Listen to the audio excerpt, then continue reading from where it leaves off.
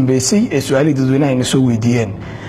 qof ay wuxuu leeyahay assalaamu calaykum magacaygu waa Jeyte waxaan dhimanimo mooryaan ah waxayna ugu qasbaan inaan bixino lacag xoog ah sheekh shalay ayaan isku dhacnay waxaana ka dilnay 4 anagana waxay naga dileen 6 sheekh shariicada maxay ka qabtaa inaan iska dhicino nimankan aan dhacaya wallahi waxna kama rabno ilaahay waa inoo jeedaa iyaga ayaa wadada noo gala maxaan sameeynaa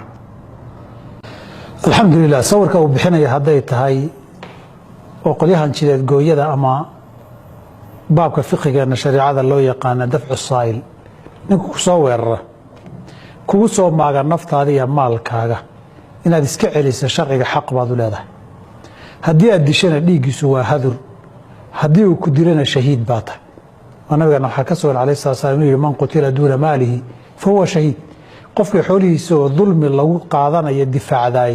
صادوا كل انتوا شهيد ومن قتل دون دمه فهو شهيد قفك ديغيسيا نفتيسا لا سوعادو حق درنا لو سوعادو اسك دفاعي اسك دحياي شهيد واي دون اهله نغريريس الا فرح حمايه لو حد غدب لا دونايو دفاعيدنا ku dhintana shahiid way sida aad sheegaysa haday tahay waa baabu dafc الصائل way cid ku soo hororto ku soo weerartoon xaq ugu lahayn dulmina naftaada iyo maalkaaga iyo halkaaga ama dhamaantooda ma qayb kamida ku socotay dadku way iska difaaci karaan inay isdifaacaan xaq bay u leeyihiin ciday sidaa wax ku yeelaanna waxba lagu ma laha iyaga cid kaga dhimatana walow lagu tukano la dhaqi hadana aakhiro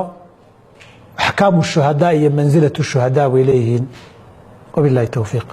داود انت waxaan ku soo gabagabeynaa barnaamijkii kulanka Shibil iyo Somali Channel oo ah barnaamij toddobaadla oo toddobaadba in kaga imaada studio labaad ee TV-ga Somali Channel oo ku leeyahay magaalada Nairobi toddobaad walba su'aalaha soo weydiisinaya waxaan kaga jawaaba sheekheena Sheekh Maxamuud Maxamed Shibili waxaana ku soo hagaajisiin ciwaankeena waa kulanka Shibil at Somali Channel.tv ama page-ka aan ku leenahay Facebook oo ah kulanka Shibil iyo Somali Channel dhanka farsamada toddobaad walba waa saaxiibkii Cabdiraxiin Darbo waxaan niitibi anigu ah Faysal Casiir Maxamed inta barnaamij lamida ku kulmi doono toddobaad ka dambe haduu eeba nabad nagu gaarsiiyo waxaan kaga tageynaa aniga iyo Sheekh Cabdiraxiin ba nabad galiyo aad ma maasanta sheekh